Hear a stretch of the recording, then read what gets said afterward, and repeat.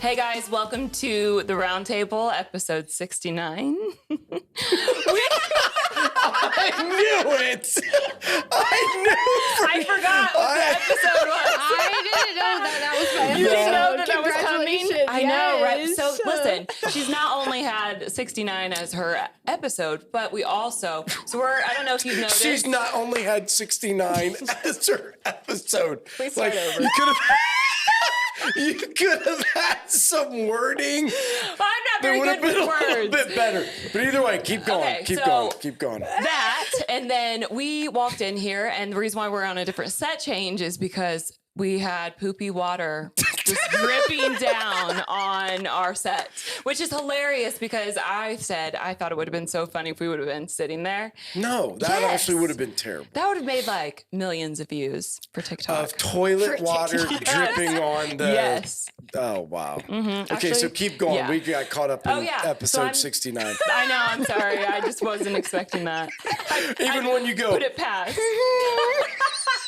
That was the best part. You go, episode 69. So I'm Jenny Walker, the social media ministry leader here at Life Church. And this is Mike Hill, our lead pastor. And our special guest today, and she's had to wait a really long time to be in the seat, is Peyton Melton. Named after Walter Payton.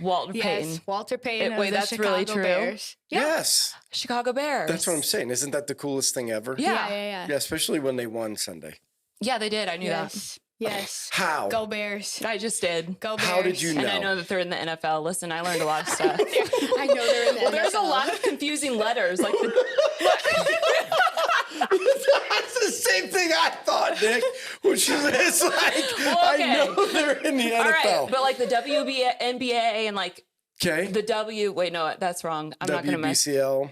Yes, like that's confusing. Oh, did you make that up? I know. Did you make that up? It's all runs together. Oh. All those letters. It really does. You don't ever watch the WBCL? No.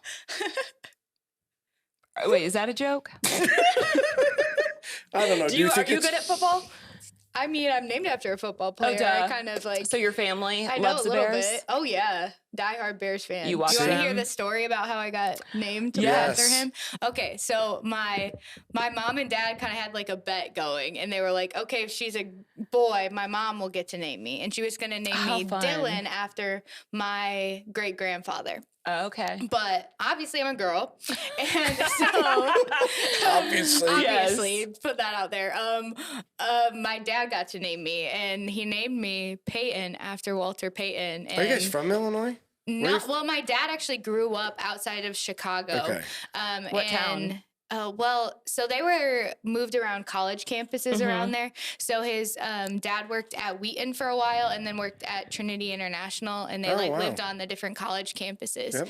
And so How much That's how- fun making a bet over who's going to name the child. Yeah, so then, my dad loved football so much, and Walter Payton so Did much. you that grow here up? I But am. you like it too. Oh, yeah. Yes. Oh, yeah. Yeah. At I least kind of it have to, Yeah, at least it carried over. It's Yes, not like yeah. somebody named me after a football player and I hate it. That'd be me. Or so I got named after somebody Yeah. that plays in the WBCL.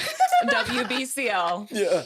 That's really not is it. that? That's not What is true, is that? it? Were you making that up the whole time? What, the WBCL? Yes. Well, it's a radio station. That's literally a radio station. Radio station, WBCL. It's like not the other It station. is 80 point something, maybe.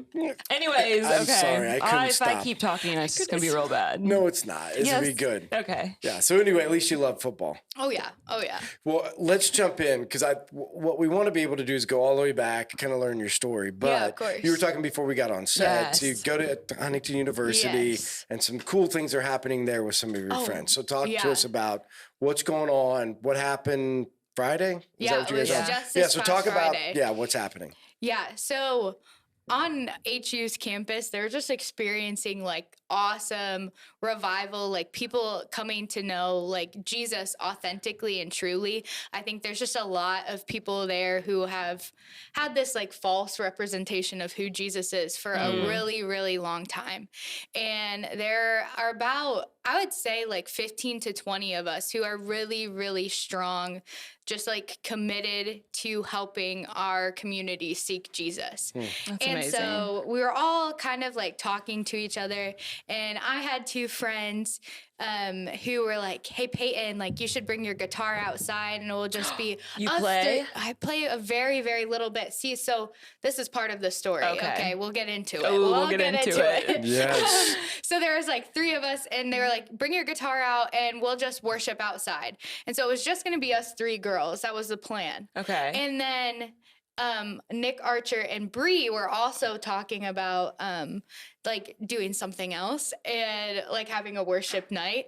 And then so somehow Nick and I were both like put in charge of like maybe planning a worship night, but Nick thought I was going to be in charge. Oh no. I thought Nick was going to be in charge. We were like, it was chaos pretty much. And so Nick and I were like, okay, let's just do this. And we ended up coming together and like practicing for a worship set. And so one of the things is like, I felt super unqualified to be able to do this. Like I know like 4 chords on the guitar. I like sing, but I haven't sung in front of people in a long time. And I was just like, I was like not really wanting to do it. And I was like, I don't think like this is right. I don't know if I'm supposed to be in this position right now. Always doubt yourself. Yeah, you know. Somebody's how it not is. wanting it to happen. Yep. And then Nick ended up saying to me like the quote that God doesn't call the qualified, he qualifies the called. So weird because you said that on Sunday.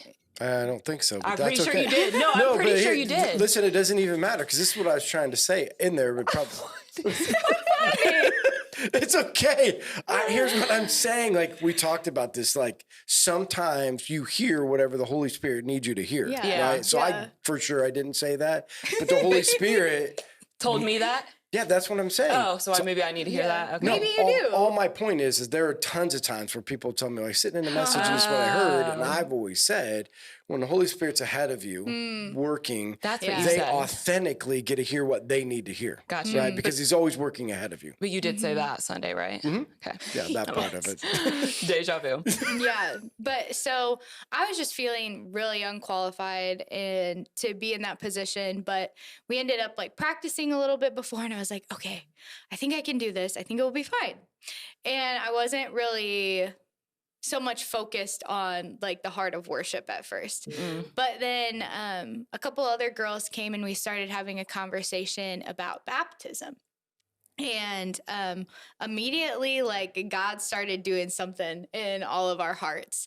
And this girl was like, I've just never felt like there was this right moment. Like, I've been a Christian, like, my whole life. Oh, wow. But I've never been baptized. And, like, I just haven't done it because I've been waiting for this to be right or my family to be here or blah, blah, blah, blah, blah. And we started talking to her, like, when like the word of God penetrates your heart, and it's in Acts, when the word of God penetrates your heart, the call to obedience is repentance and baptism.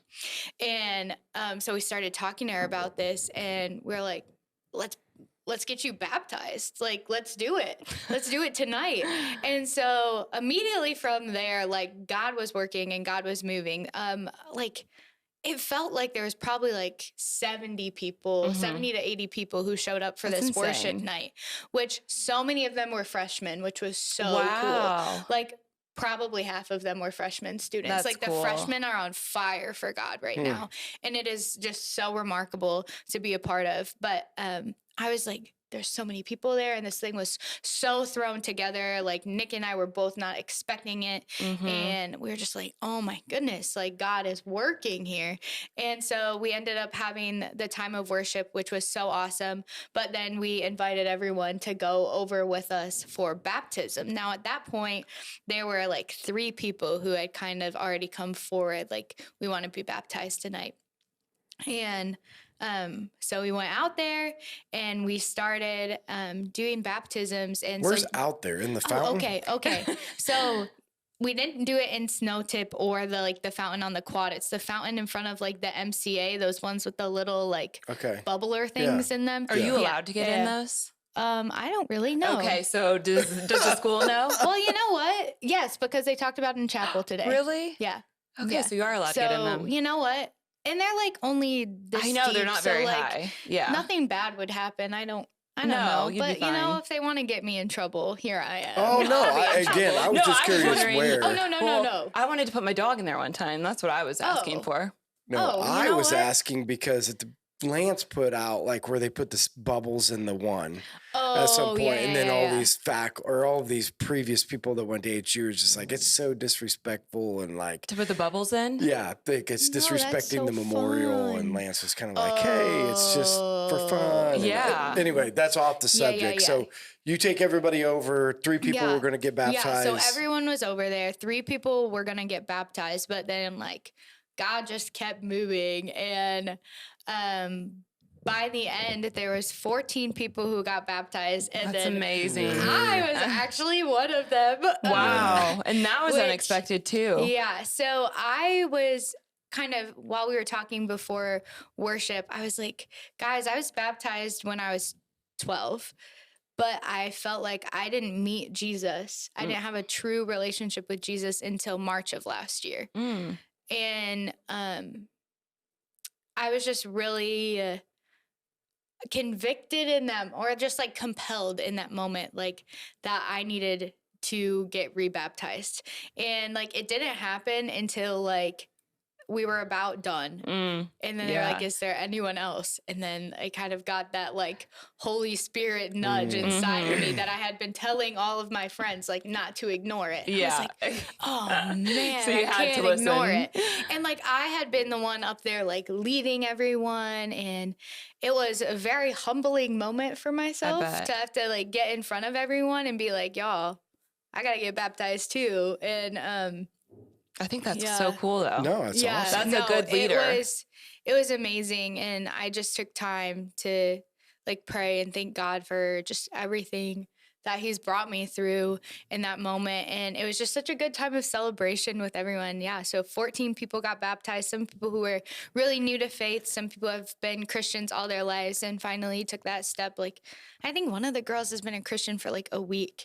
And so it was Wow. awesome to just like see that happen. And there's just real change happening, and it's so encouraging. Yeah. And I'm so excited to be a part of it. Yeah, so one of the things, like before we go back in your story, like Yeah. it's always interesting to me when you talk about like this is a Christian college, Yeah. right? Like, and has nothing to do with Christian colleges or not Christian colleges or Huntington University in general. But Yeah. the point just always is, it does seem weird that from a Christianity standpoint, that stagnation tends to happen a lot Yeah. on Christian colleges, right? Like there are times like there's movement, like everybody talks about secular colleges and how bad they are, but a lot of times the movements on those colleges Yeah. are bigger and more profound than they are on Christian campuses, you know, because they're fighting opposition. You know what I mean? On all these Yeah. other Yeah, yeah, places, yeah. like they're gathering and all of their friends around them or the people around them are not living for God at all. And so when they make a commitment, it's a big deal. Yeah. Because you're made fun of, you're, you know, Yeah. you're not in the sororities or you're not in the, you know, whatever they do in the college campuses. And so Yeah. when you do it and you're committed, like, and Yeah. you're on and you're in and you're excited. But weird to me that like on Christian campuses, why it gets stagnated, because that's kind of what you said in the beginning Yeah. is like, you're looking at a campus of 800,000-900,000 people. And, you know, you're saying like there's 60 some of us that are on fire. You know what Yeah. I mean? And it just seems weird because you've been there. This is your Right. senior year. Yes. So it's something that you've witnessed. So talk through a little bit Yeah. what happens maybe, and not from this isn't a blame or to Yeah, say yeah, or has yeah. anything to do. It's just, I wonder what happens, you know, inside of a Christian campus that just from the outside looking in or from the inside looking out, you're saying like, wow, it's, you know, Yeah. this is who seems to be on fire. Oh, yeah. So, yeah, like you said, I am a senior, so I've been there for 3 years. It's my 4th. And like the Huntington I came into is completely different than Huntington right now. And it's all by the work of God in that place. And I can say that 100%. But when I came in, like there was just so many like sad, broken people, and like just people who claimed to know Jesus but weren't living like Jesus, who like knew a lot in their heads, Right. but it wasn't an outward thing like for them. religion. Yeah. And so many people are trapped in religion. And that is just what I see, and so many of just my friends see, is so many people stuck in this idea of having to be perfect or do X, Y, and Z to consider myself a Christian, that almost the idea of being a Christian at that point becomes so like toxic to them, because they're like, well, I'll never live up to that standard, so why should I even try? Right. And then that brings in this just complete brokenness where people are just striving over so many things that are not going to fill them. There's such a just like partying problem, drugs, drinking, relationships. We have every single problem that you see at a secular university. It's just all like there's an extra layer of it hidden because no one, you have like to. You don't want anyone to know that any of these things are going on, because you still want to seem like you're a good Christian person.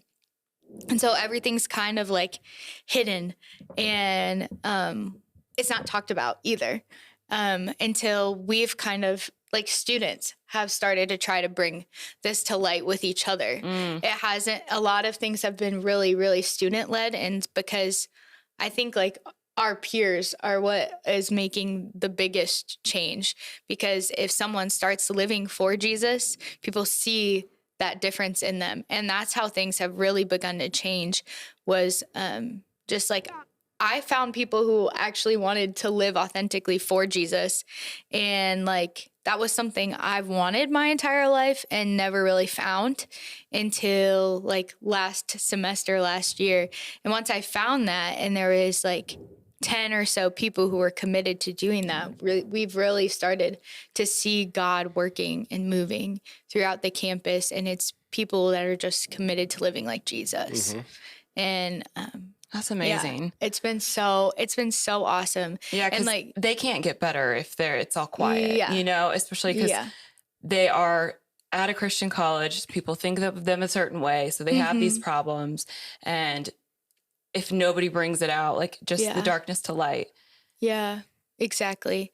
And like a lot of my story from last semester was getting called out of very like dark, broken places into the light because of my brothers and sisters coming alongside of them and realizing like we're all in the same place right now. We all feel like we're in this just like spiritual desert, and we're all calling upon God to like break strongholds, like break things that are evil among us, and to just bring life back. Like we were all craving that so badly, and us letting Jesus in is what changed everything. That's amazing. So can you talk about last year? Like what happened? Yeah.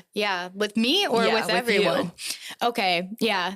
You can bring it all together. You we can bring them all together. So we started last year having worship nights on Friday nights in Wright basement, which Wright's like the guys' hall. But we'd have worship nights in the basement there. And it started with probably like 30 people, and the most we probably had was close to 100 people, which is really awesome. But that was where community really started at HU. And for me personally, I guess these started about in February, these worship nights. And for me personally, I had been in a long-term relationship with somebody and came in to these worship nights, like thinking that I was all good with God, good with myself. I really thought like I had everything together and I was living a really good life. But I was really broken inside. There's a lot of things I didn't realize about myself that I was just struggling with, and just holding on to things of this world that ultimately wouldn't ever satisfy me, and putting my identity in lots of other people and other things before I was putting my identity in Christ. And so during some of these worship nights, I was just getting like really convicted, like there's something more. And a lot of it had to do with the relationship that I was in. And I don't want to get into too much you detail don't have because to. I don't want to bash anyone. Right. Because do I blame this person for everything? Absolutely not. It was also me Right. and just like what part of being human, Yeah, what for being sure. human is. But there's just a lot of this relationship that caused me to really not value myself and my own self-worth. And I put a lot of other people and other things up on a pedestal and allow myself to become very small, and like that my convictions and my values didn't matter at that point, and because I was letting other people determine where the value came from. And I was just very easily swayed by other people, and I didn't have that firm foundation in Jesus. And so I was just like really struggling with my identity and putting my identity in other people and other things. And one night, my friend Tessa, she stood up and she's like, I just feel like someone in here like needs to come back and just confess stuff and just like get it out and come back to Jesus. So I go back there. The Lord's like, Peyton, it's you. And I was like, oh no. So I go back there and I'm just with Tessa and I'm crying, saying like everything that I've been through in this relationship. And at this point, I was still dating this person. But that didn't last much longer after this. But I kind of just ended up like spilling everything that was happening in this relationship and how I was valuing myself and how it was affecting my life and how I was just struggling with so many like sin issues and identity issues because of I was putting myself fully into this relationship. And I just said it all. And like I experienced the most joy and freedom I've ever felt in my entire life. Like the whole weight was lifted off of me, and like Jesus came and comforted me in that moment. And like I can't explain to you what that truly feels like until you experience it for yourself. Just that like even in the midst of my brokenness, feeling like I was held together by Christ. And so I ended up breaking up with this person. And that was really, really hard. But also like, I can't imagine like not doing that. Like, I can't imagine going back ever to that place where I was. And even though that was like the hardest thing that I'd ever had to do, it was also like the most freeing and the most joyful experience I've ever had in my life. And ever since then, like the Lord has just been working and moving so powerfully in my life. And like, I knew Jesus my whole entire life. Like I knew about him, but I don't think I had that like real relationship with him until those moments where I actually let him into every single piece of my heart. Like I had never really understood what that meant until that moment where I just like laid it all out. And I was like, whoa, this is the first time I've ever actually let God into those spaces of my life. And that's when everything changed for me. And I like just realized what it means to be in an authentic relationship with Christ. Yeah. So a couple questions for you. So you said you grew up in a church or grew up knowing Jesus, right? That's so where I was going to go. Go ahead. No, you go. No, so the idea is, and then, so just a question, or not that there's a right answer, but how do you go through, you're going to church, your parents are obviously, you know, taught you were about Jesus. Yes. You go through all of this and like, how did I miss an authentic relationship? Like what could have been done, like in your own mind, not that there's an answer, but what could have been helpful? Because the second part of my question is always the same, is I've always said that, you know, one of the hardest things is to understand the role of the church with a Christian college. Okay. You know what I mean? Of trying to figure out how to be there, like, because you have your own environment. Right, where a lot of things are going on, and how does the church fit into it? And then, you know, how do we see that, you know, make it so that we can help, whether it's kids or adults, not get caught up in just going through the motions and getting it. So in your own mind, what do you think for you was, or was it just a God moment? Like I did everything and then all of a sudden you just opened my eyes. I think part of it was most definitely a God thing. Like, I honestly, some of it I don't know how to Right. answer, but a lot of it was this idea that growing up for me, a lot of things felt very religious, like a checklist. And that's what I really struggled with a lot growing up, is that I felt like I had to do this. I grew up in places where like I was always going to like Awana programs where you memorize Bible verses and recite them, which is all great things. But to me, like all the stuff was what made me A Christian. a Christian. Yeah. And so then when I didn't do this stuff or felt like I wasn't good enough to do this stuff, like I was struggling so much, like I couldn't do that kind of thing, it made me feel like, well, and then am I not a Christian? Like, what does that mean? And so I think there's just like this overemphasis on like the things we do as Christians rather than the person of Jesus.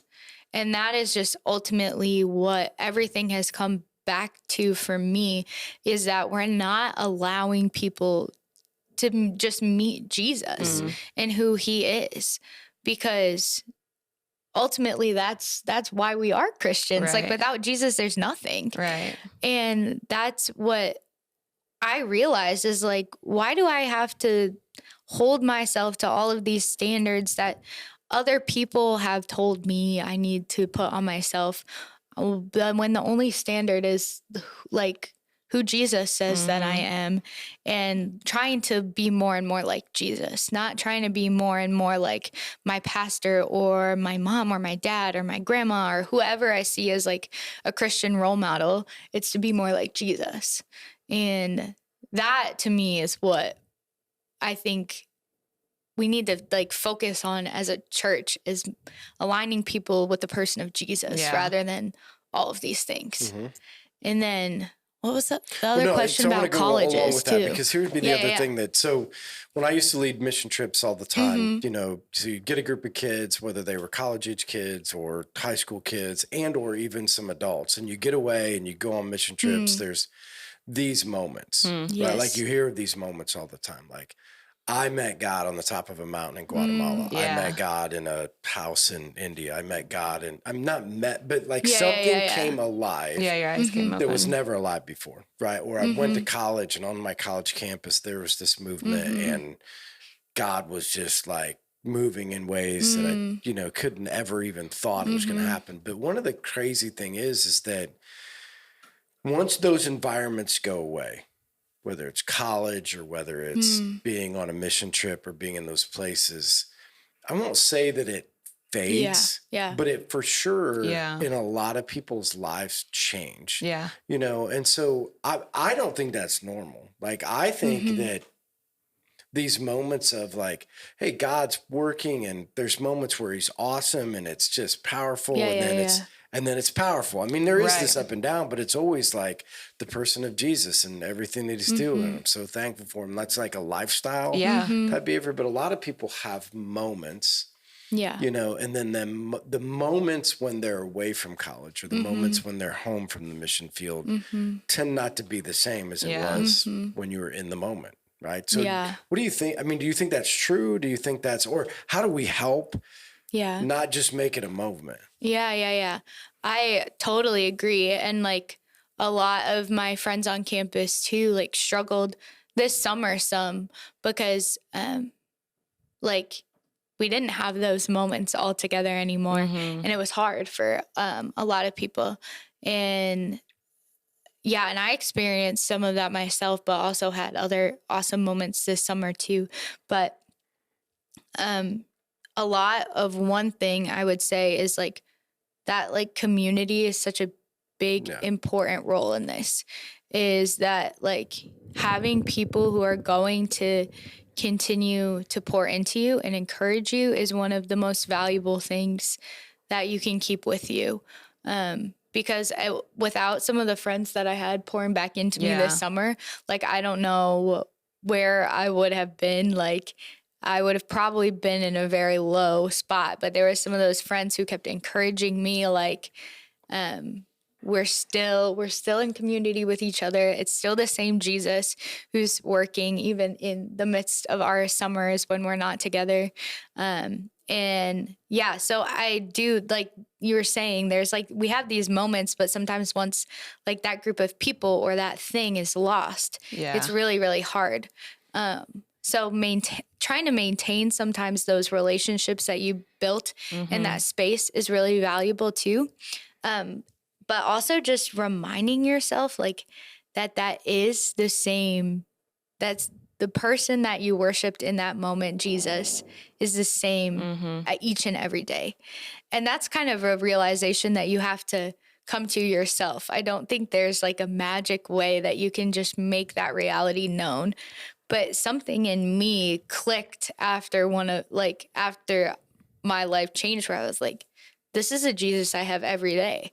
And obviously sometimes it's going to be better than others. It's going to be way easier than others. But also just like being able to recognize and come before Jesus every single day and remember that he is the person that met you where you were at and should ultimately always drive us into that like deep worship of him. Like, and we should be able to be on fire for him every day and have those kind of moments if we're truly recognizing everything that he's done for us, I think. Yeah. And I think for me, the part of what I was trying to get at is that, like, I think you should have moments. Like I always said, get away, get on the mission field. You're going to have a moment that you're not going to have here. And get away or get on a campus or get in these places. You're going to have these moments. And then it's our responsibility to build the relationships. It's not going to be, I mean, I can point back to times when I was in the mission field and there were things that God said that I haven't heard here. Right. Like it's just different. I mean, the experience was just different and things that have happened in moments at concerts, like sitting at, up in Detroit, whenever 60,000 people and a person getting up yelling, I want the cross, like, and all of a sudden 60,000 in this arena, kid after kid after kid, just getting up screaming, I want the cross. Like these are moments you'll never forget in your entire life. What concert was that at? It was what? What concert? So it used to be called Acquire the Fire. I don't think it's a thing anymore. I don't think they do it anymore, but it was in the Pontiac Silverdome, 60,000 kids. We took 60 of our own kids, took a charter bus up there. We get up there. And again, he was just saying this, like, part of the problem in culture today is just like bow your head and close your eyes and say a prayer. He's like, forget bow your head and close your eyes. How about you get up? If you want Jesus today, get up and at the top of your lungs, I want you to scream this. Wow. I want the cross. It just took one person. I want Jesus. And all of a sudden you hear one and then you hear two and then you hear three and then you hear four. And like, this is 60,000 people and it's just one after the other. You just hear it echoing through. Yeah. And then all of a sudden a guy that we had brought on the trip that I'd been praying for, an adult, stands up at the end of our row and is like, I want Jesus. I mean, tears running down this full-grown man's face. Like these are moments in your life you never forget. Yeah. Right. Exactly. These are the things that we're talking about. There were moments, I call them stake in the ground moments, moments that you will always look back and say, in times where I don't know if God is alive and flourishing, he was there, right? And it reminds us of those stake in the ground moments. And then there's these things that like daily, like reminding ourselves the same Jesus was at that moment is the same Jesus that I'm going to get up and talk to every single day. But I think the encouraging part that we need to remember is that part of those moments happened and will happen because we make availability for them to happen. You know? And so creating opportunities, yes, you want to have Bible studies and yes, you want to do all of those things, but sometimes sitting around a campfire is as powerful as sitting around a table. Yeah, absolutely. Right? Or sitting, going out and create moments for God to create moments, right? And allow those things to happen because it might not be the Pontiac Silverdome moment, but some of the other moments where I've seen God work in the lives of people I never thought I'd work with was around a campfire. You know what I mean? So it's just creating times for God to do or for Jesus to do only what he could do, and creating those things. I think that's powerful. I do too. Me too. And how we do continue to, like, how do we do with our friends, and how do we continue those moments, create opportunities, right? And so what are going to be those opportunities? Is it going to church together? Is it going and sitting around a campfire together? Is it going to a concert? But it's creating things that for each one of us. And so I think that's the thing we need to be encouraged with, or try to figure out, because it will be different next year for you, regardless of where it will be different in your life. And so many people lose it because they're like, it's just not the same. It'll never be the same. It'll never be. And like, you're right, it'll never be the same. It'll be better. Right. And it can be better. And we can we can live with an expectation. Yeah. Right. Like, I think that's the coolest thing. Like, live with an expectation that as cool as it was here, as incredible as he moved here, is how he's going to move here. You know, in my life. He never changes. That's the most amazing thing about it. Right. Yes. Well, and live with an expectation. Are we living with an expectation to see God move? Yeah. Amen.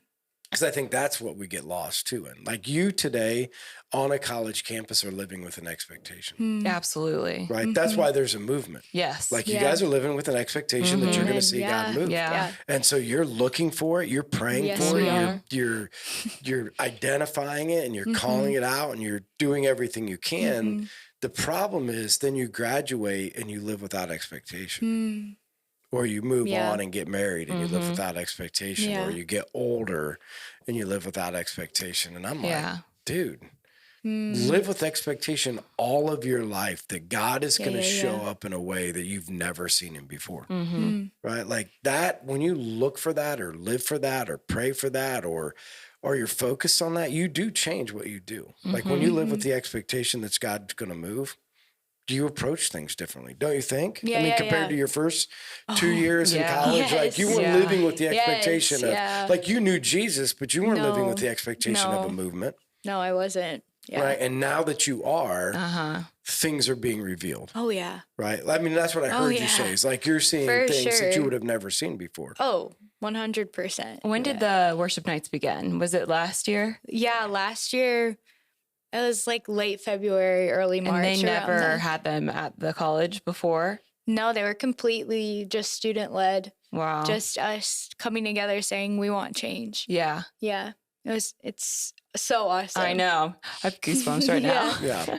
Well, and the big thing is like how to going to the place where we want change, right? That's back to expecting a movement. Yeah. Like the generation of people that are going to say, we don't want to live this way anymore. Yeah. Right? Because that's what we've been praying for. Like, you can call out generations of young people, but until generations of young people want to change.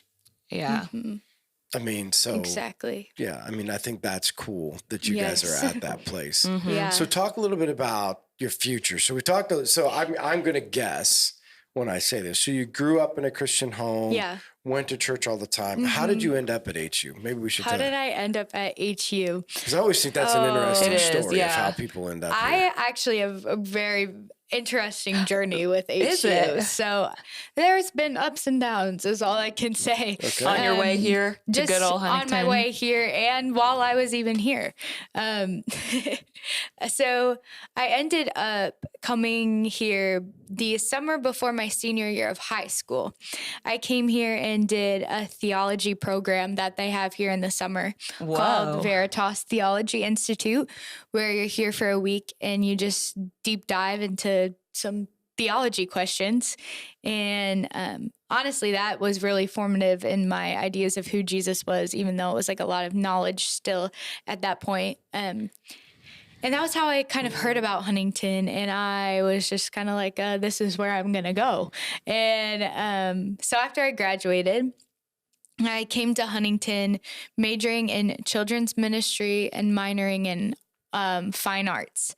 And while I was here, my first semester, I had a ministry class, and I was like, I really don't like this. Even though I had felt so strongly like that God was calling me to ministry, I hated the class, and I was like, nah, this isn't for me. One class. Oh, yeah. One class, you know, because I was just a little freshman. I didn't know what was going on. But I had an art class, and I loved it. I absolutely loved it. And my professor in my art classes was really, really intentional with me, speaking like, you have talent, like you should be here. And so my second semester of my freshman year, I ended up switching to an art major. and just dropping ministry altogether. Wow. Which I was like, I like thought that's what I was supposed to be Yeah. doing, and kind of like left that call for ministry in the past, and really was kind of just listening to myself and what I wanted. Like God became very, very quiet to me my freshman year. And that was like a lot of where my story comes from too, is that God was just very quiet once I started to live for myself and what I wanted. And so I finished my freshman year and went into my sophomore year, still an art major. And completed my sophomore year, as an art major, but, my second semester was really, really hard. I pretty much was like, I'm transferring. I'm not coming back here. I'm not coming back to HU. Interesting. Like the art program, it wasn't great for me. And I really struggled with some faculty and just, some other things. And I was like, no, this isn't for me, God. And like at that point, I was looking to transfer. I applied to like 3 other schools, and God made it very clear through financial things that was not where he wanted me. Like, no, Peyton, you're not going to be $100,000 in debt for the rest of the 2 years that you have, because nowhere was offering me scholarship. That's so cool. I though. actually went on a tour. So there was a school I was really, really interested in. And they had like a virtual tour online because of like COVID or whatever. And I actually ended up going to that school and visiting though, because they ended up opening a visit day. And I was like, hey, can you guys show me like your art buildings?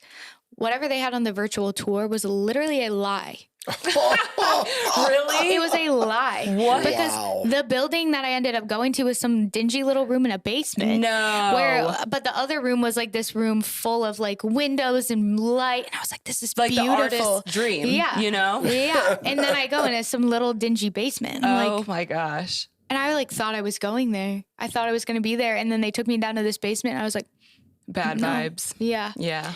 So I was like, well, God, I don't know what you want me to do. And so I ended up finishing my sophomore year, and I just thought I wasn't going to come back. Thought I was done at HU. I thought like I was just going to figure something out. I had absolutely no idea what I was going to do.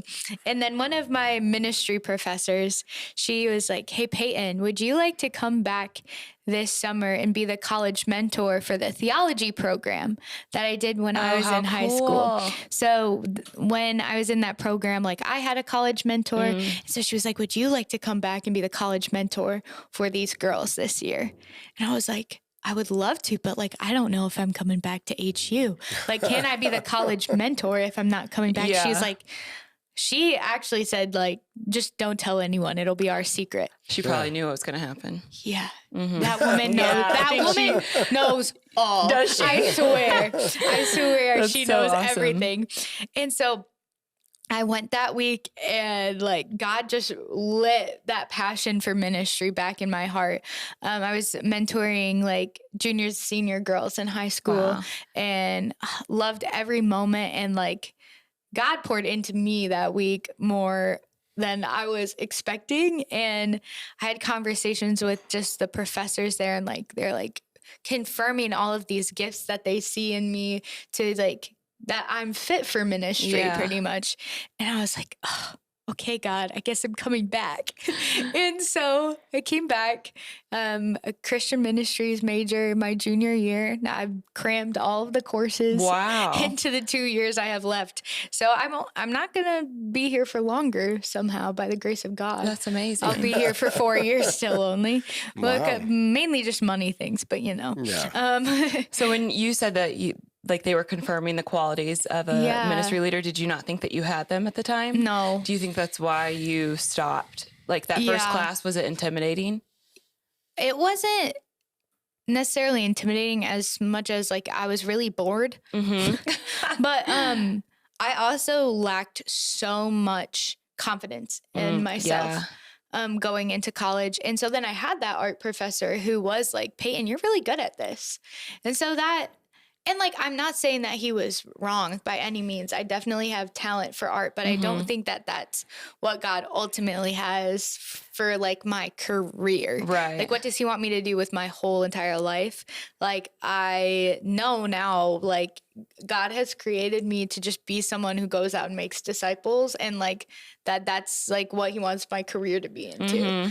And I've just it's been more and more confirmed just throughout the rest of my college journey. And like this summer, I had the opportunity of going to South Africa and serving there, and just, that's what my like journey at HU has looked like. And now I'm here, kind of trusting God for that next step. Yeah. So talk a little bit about, so you were in South Africa for the summer, to like what was going on there, and then possibly talk about maybe what are you dreaming about? Like, what are you dreaming about? What's to come, and how do you see God working? And so in South Africa, I was there with a host family who works with Action International. They're a missions organization, but they actually came to HU for a missions fair. We had a big missions fair where like 14 different organizations came, and I had gone up to every table saying like, hey, can you send me this summer? And every single table told me no, except for this one.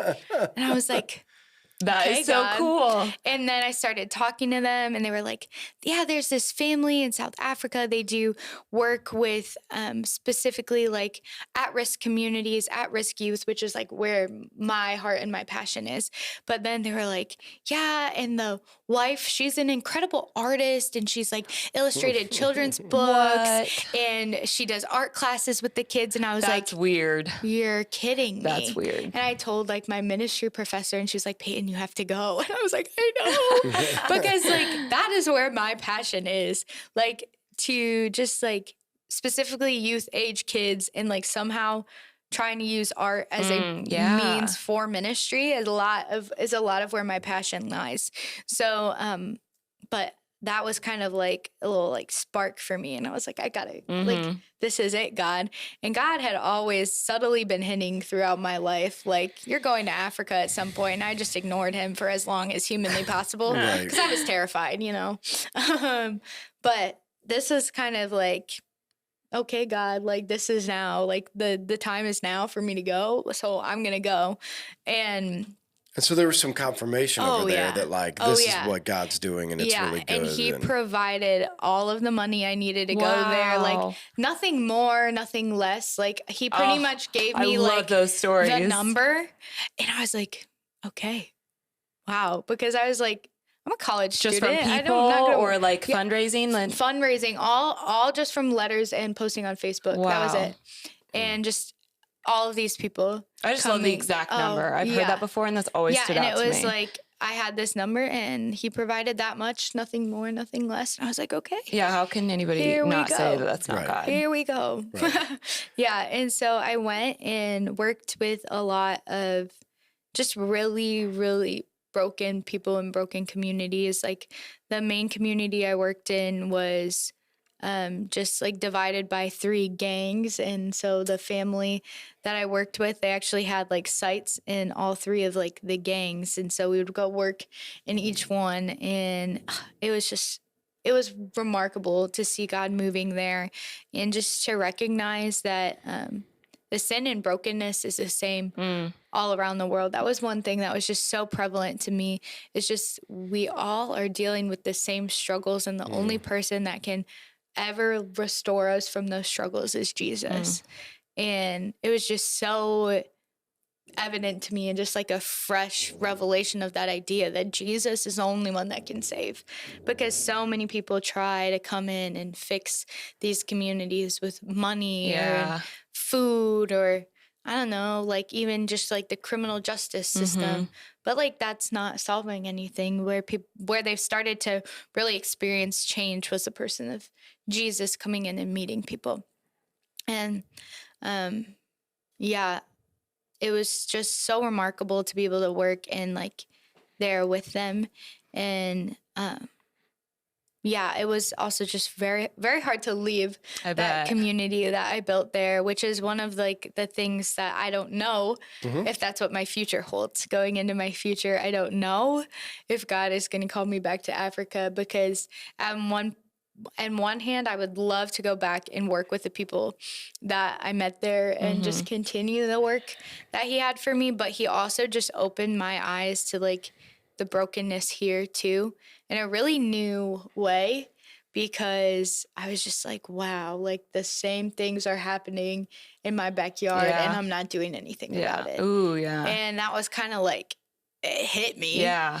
And so I definitely have both of these passions, and like where God is taking me, I'm still prayerfully trying to discern what call he has for my life.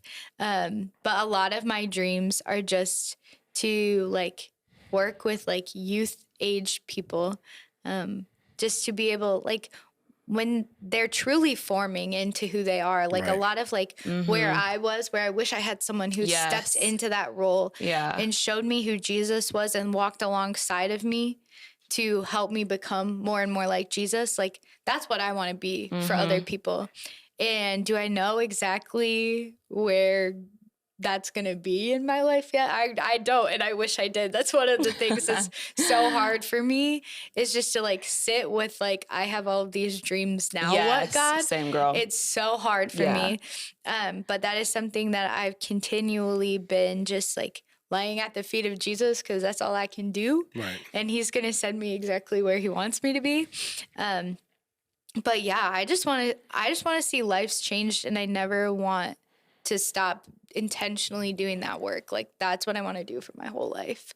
And that's what I want my career to be. And do I know what that looks like exactly yet? No. Yeah. But, So again, you're just hoping and not hoping, but you're just leaving yourself available for whatever God has and whatever he wants you to be able to do. But trying to work with kids that are at a place that have a more formidable, opportunity at that place to be able to form those into those things. So good. So we're at the end. Okay. Do we have questions? Yes. We do. I did get it out in time. You did remember this guest. Remember. Well, I did remember the last time. I just didn't remember the day. Yeah. But no, her picture was so pretty. She was in South Africa, and I didn't realize that doesn't look like South Africa. I guess you just don't. There's so many different what did you think? Just beautiful things like? there. I think you have a different. So I was technically in the Western Cape, which is like near the south part, and I was in like the wine lands. Ooh. So like everything was beautiful, and I was like in the middle of the valleys. Yeah, that's so what there's like pretty. Beautiful mountains everywhere. Oh my goodness, it was so beautiful. And I got to go to Cape Point one day, which is like the southernmost point of the continent of Africa, and like you just get to stand up and look at the ocean, and the ocean's just like surrounding you, and it's like, whoa, God. It was like one of those moments where I was like, whoa, God. Like I'm so tiny and so small, but I'm still. Puts in perspective. Oh yeah, it was so crazy. It was awesome. Yeah, that's what I always say. Like we're in Guatemala and you're up in the mountains in Guatemala, you're hiking through that. I'm like, the beauty is just I can only imagine. Incredible. Incredible. Yeah. Okay, what do you got? All right, question number 1 is from Kaylin Griffith. She wants to know, do you have a favorite book of the Bible? If so, which one? Ooh, okay. This is kind of a strange one. A strange one? Well, because I've been reading it recently. Okay. Okay, now it's Hosea. And I've been reading this book about like the power of God coupled with the love of God. And there's something about Hosea in it. And I was like, I've never read that book of the Bible. So I sat down and I just read it all at once. And I was like, oh my goodness. Yeah. It's a crazy story. Right. But like the way that you're funny. Thank you. Thank you. You are.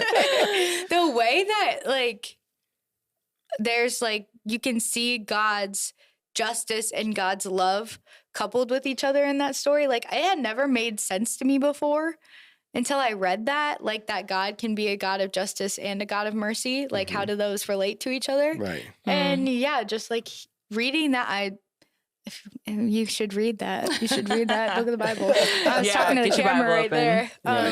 But yeah, it was so good. And just like this, also just like the faith of Hosea, like to do the crazy things that God called him to do and say, like, like, where am I saying no to God for the crazy things he's calling me to do? It like kind of called me out Meaning too. the times that he called him to go back to, you know, with his Jose and Gomer and like the whole story of the redeeming love story. Yeah, no. Have you read Redeeming Love? Mm-mm. Have you seen there's a Netflix movie, or maybe it's on they have a Prime. movie? Takes the book of Hosea essentially and turns it into a movie. And it talks about, again, they don't say that, but that's the whole story. It's like, you know, he's trying to be faithful and, you know, he finally meets this girl and she's a prostitute and he redeems her, like brings her out of prostitution. It's literally such a beautiful picture. Yeah, saves her,